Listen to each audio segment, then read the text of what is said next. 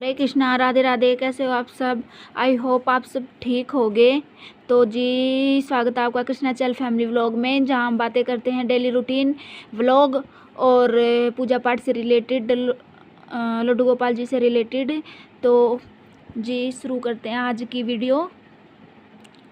तो टॉपिक है कि हमारा पूजा पाठ में बिल्कुल भी मन नहीं लगता, हमारा मन एकाग्र नहीं हो पाता है, तो क्या करें। और हमने बहुत कोशिश करके देख ली है, लेकिन फिर भी हम लड्डू गोपाल जी से है जो दूरी बनाए रखते हैं, हम उनके प्रेम में मोह में नहीं जा पाते हैं। तो इसका कारण क्या है और किस कारण की वजह से ये हो रहा है? हमारा पूजा पाठ करने का मन तो है, लेकिन हमारा जो मन है वो शांत नहीं होता, चंचल रहता है। और हमारा मन है जो पूजा पाठ में या किसी पूजा पाठ के कार्य में लग नहीं पाता है। तो ये जो सवाल है अक्सर सबके मन में आता है, जिनका भी मन चंचल है, उनका मन पूजा पाठ में लग नहीं पाता है। तो ये सवाल उनका हर एक बंदे का ये दिमाग में चलता रहता है कि ऐसा क्या रीज़न है जिसकी वजह से हमारा मन है जो पूजा पाठ में नहीं लग रहा है। तो जी, आज आपको इस जो भी आपका ये क्वेश्चन है, ये टॉपिक है, इसका बिल्कुल हल क्लियर कर देंगे आपको। तो स्टार्ट करते हैं आज की वीडियो। तो इसका जो हल है वो करने के लिए आपको एक कहानी सुनाते हैं, वो सुनिएगा बिल्कुल ध्यान से। आपका मन है जो वो पूजा पाठ में लगेगा, अवश्य लगेगा।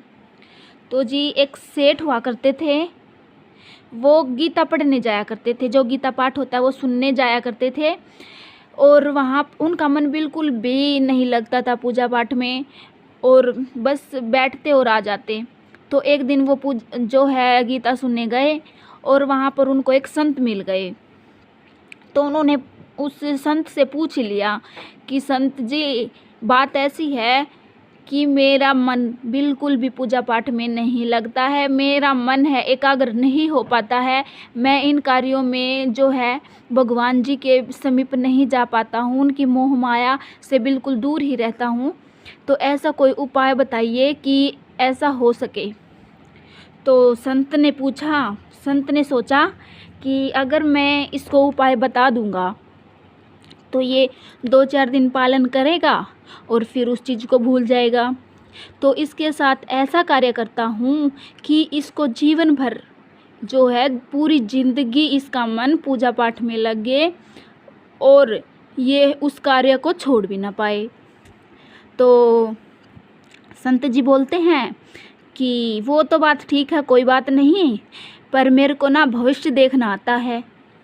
आप एक बार अपना भविष्य दिखा लीजिए, अपनी हाथों की रेखाएं मेरे को दिखा लीजिए, देखता हूँ आपके जीवन में क्या परेशानी है और क्या आपके जीवन में लिखा हुआ है। तो सेठ जी ने सोचा, चलो ठीक है, ये तो कोई बड़ी बात है नहीं, मैं संत जी को दिखा लेता हूँ। तो उन्होंने अपना जो हाथ है वो संत जी के हाथों में दिया।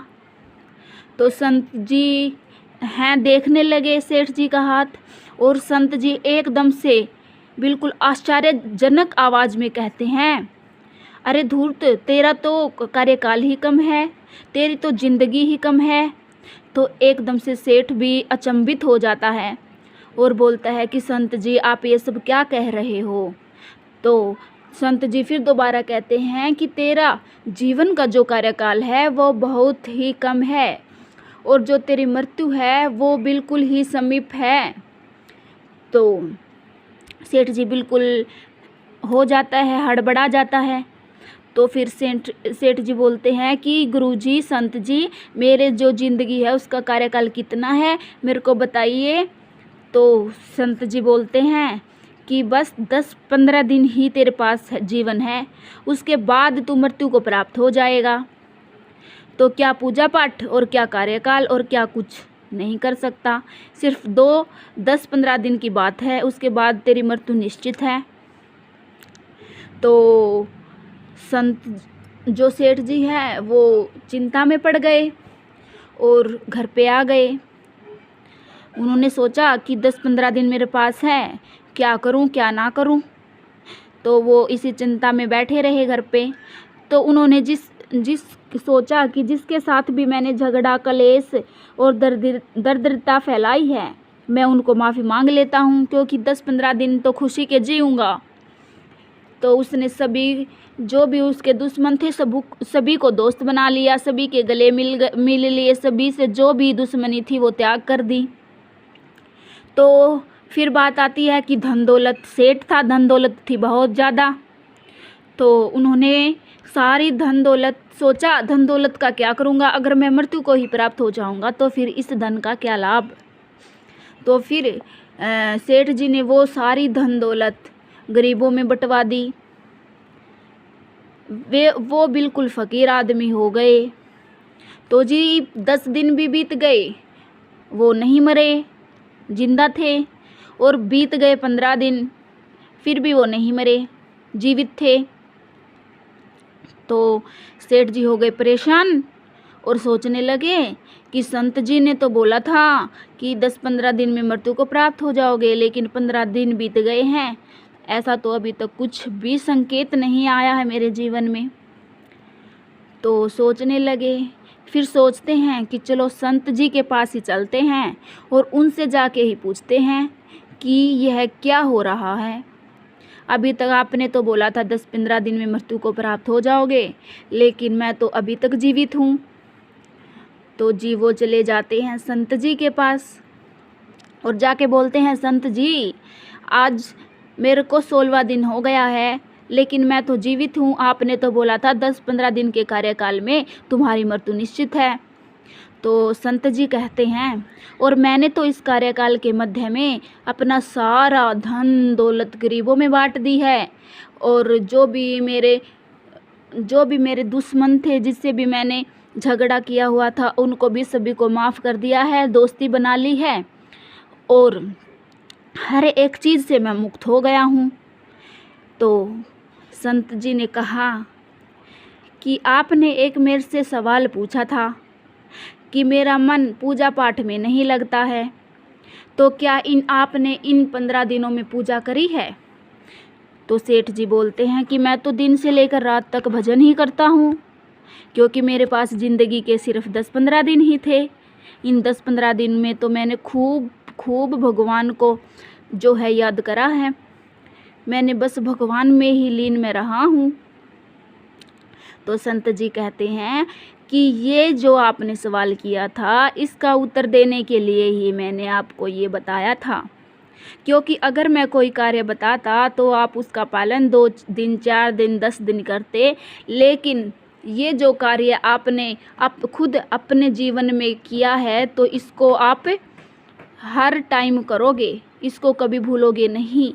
मतलब निष्कर्ष क्या है कि मैं अपनी मृत्यु को सदा याद रखता हूँ, इसलिए भगवान में मेरा मन लगता है, और इसलिए भगवान में मैं बिल्कुल मगन रहता हूँ। और जो भी आदमी अपनी मृत्यु को याद रखता है, वो जो है भगवान के बिल्कुल समीप होता है, वो भगवान में मगन रहता है, उसका जो मन है वो एकाग्र होता है। तो यही जो सेठ जी है वो सोचने लगे कि संत जी जो आपकी ये बात है, ये तो मेरे जीवन में घर कर गई है, और मोह माया के जो लालच में था, धन मोह माया के लालच में था, इसलिए मेरा मन पूजा पाठ में नहीं लगता था। अब मेरे पास ना धन है, ना दौलत है, ना कोई दुश्मन है, तो अब मैं बिल्कुल हर एक चीज़ से मुक्त हो गया हूँ, और अब मेरा मन है जो पूजा में लगता है, भगवान जी के नाम लेने का मेरे को बिल्कुल मन करता है, और मैं तो इन जो ये 15 दिन आपने दिए थे, इनमें बिल्कुल ही बदल गया हूँ। मेरे जीवन में है जो बहुत ही बड़ा बदलाव आया है, जिसका कारण है धन दौलत, और जो भी आपसी लड़ाई झगड़े मन मुटाव रहता है, उसी में ध्यान भटका रहता है। आप जो आपके सामने होता है उसको उस चीज़ में बिल्कुल देख नहीं पाते हो, और जो बाहरी मोह माया होती है आप उसमें ही उलझ कर रह जाते हो। तो जो संत जी ने सेठ जी को जो दिया था, जिस प्रकार का ज्ञान दिया था, आपको क्या लगता है संत जी ने ठीक किया? एकदम से संत जी ने बिल्कुल सही तरीके से सेठ जी को समझाया है, ताकि उनका जो मन है वो पूजा पाठ में लगे। और आप भी पूजा पाठ में अगर आपका मन नहीं लगता है तो आप सारी समस्याओं को, सारी दिक्कतों को, सारी परेशानियों को, सब लोभ मोह माया को छोड़कर मंदिर में बैठिएगा, भजन कीर्तन कीजिएगा। किसी भी परेशानी को मंदिर में ना लेके जाएं, वहाँ पर बस भगवान का नाम ही लें। सभी परेशानियों को बाहर से ही त्याग दें तो आपका मन अवश्य ही पूजा पाठ में लगेगा, क्योंकि हर एक चीज़ का कारण बाहरी जो मोह माया होती है वही होती है। अगर आप तब तक मोह माया में बड़े रहोगे, झगड़े कलेश में बड़े रहोगे, आप कर रहे हो पूजा पाठ लेकिन बातें झगड़े की चल रही हैं दिमाग में, तो तब तक आपका मन बिल्कुल भी पूजा पाठ में नहीं लग सकता, तब तक आप इनका त्याग नहीं कर देते। तो पहले पूजा पाठ में मन लगाने के लिए आपको इन सब का त्याग करना बहुत ही आवश्यक है। तो जी जो थी, ये थी एक कहानी जिसके प्रभाव से ही सेठ जी की ज़िंदगी में बदलाव आया था और उनका मन पूजा पाठ में लगना शुरू हो गया था। तो आप भी सभी चीज़ों को भूलकर, परेशानियों को भूलकर ही पूजा करिए। आपका मन पूजा में बिल्कुल लगेगा, अवश्य लगेगा। किसी भी प्रकार की जो भी परेशानी आपको नहीं आएगी। अगर आपको ये जो है कहानी पसंद आई है तो जी लाइक शेयर ज़रूर कर दीजिएगा और चैनल को सब्सक्राइब ज़रूर कर लीजिएगा जो नए व्यूअर्स हमारे साथ जुड़े हुए हैं, ताकि बेल आइकन को प्रेस कीजिएगा ताकि आने वाली वीडियो की नोटिफिकेशन है जो आप तक पहुंच सके। तब तक के लिए राधे राधे, हरे कृष्णा हरे कृष्णा।